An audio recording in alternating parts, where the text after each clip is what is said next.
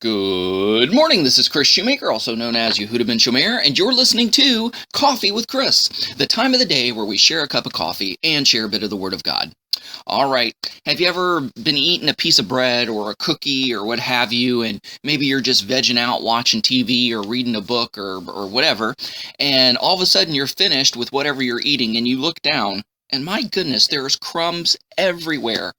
I mean, they're everywhere. So, you're careful about getting up so that they don't fall on the floor. And, you clean them up and put them in your hand or in a napkin and throw them away or what have you. But when spring cleaning rolls around and you're taking out the couch cushions and you're moving the furniture, buddy, you find these breadcrumbs, these cookie crumbs, these crumbs everywhere. And you're like, how in the world did they get in these nooks and crannies? Well, that's exactly like sin.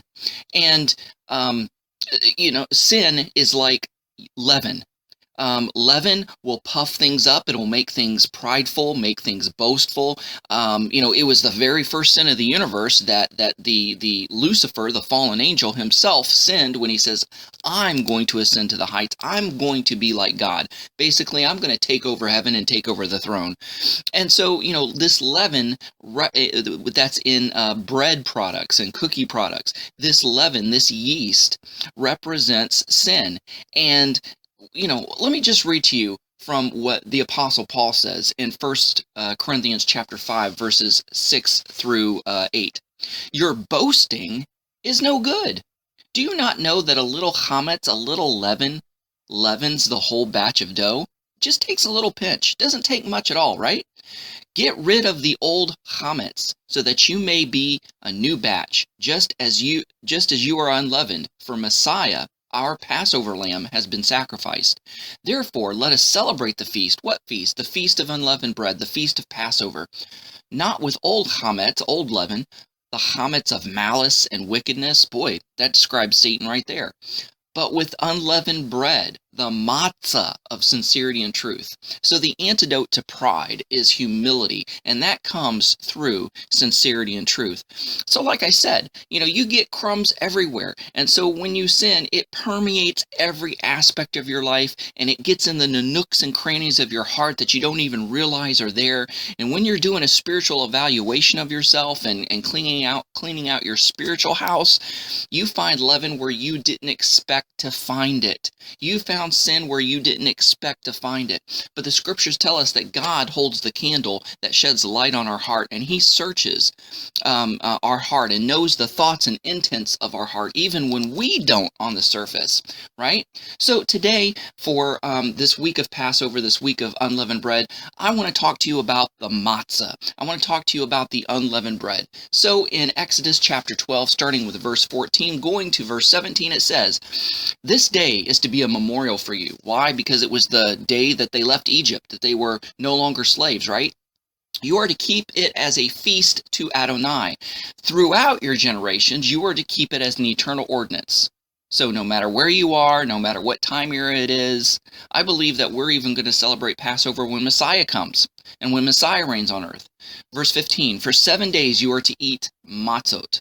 And for 7 days, that's the week of Passover, the feast of unleavened bread. You are to eat unleavened bread. But on the first day, you must remove all chametz from your house. You must remove all yeast from your house.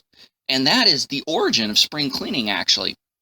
Whoever eats chametz from the first day until the seventh day, which represents willfully sinning, that soul will be cut off from Israel. The first day is to be a holy assembly for you, as well as the seventh day. No manner of work is to be done on those days, except for what is to be eaten by the person. That alone you may prepare. So you are to observe the feast of Matzot, the feast of unleavened bread. For on this very same day I brought your ranks, your armies, out of the land of Egypt.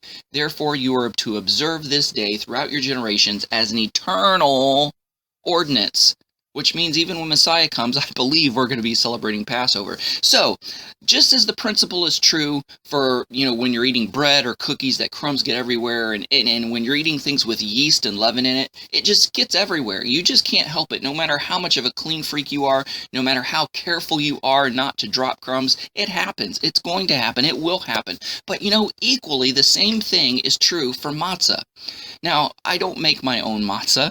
I buy it in a box.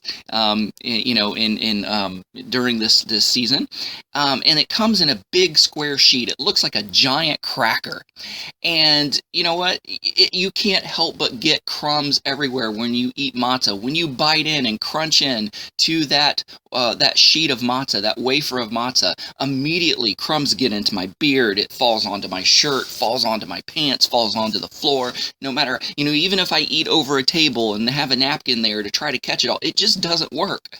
So just as easily as sin permeates everything, it's just as easy that holiness permeates everything effortlessly as well. And we have no idea how far this holiness will spread, and how deep this holiness will permeate, where we will find this holiness later on. And so it's true. So no matter how small the good deed, how small the mitzvah, how small the act of holiness or dedication to God, no matter how small doing the right thing is, you don't know how far the crumbs of that will go, who it will touch, where it'll end up, and how it will affect you in a positive way. So don't give up. Keep going. Keep doing the right thing. As Paul said, don't be weary in doing what is right, for we will reap if we faint not. Guys, thanks so much for listening. Go out there and have a great day. Shalom and God bless.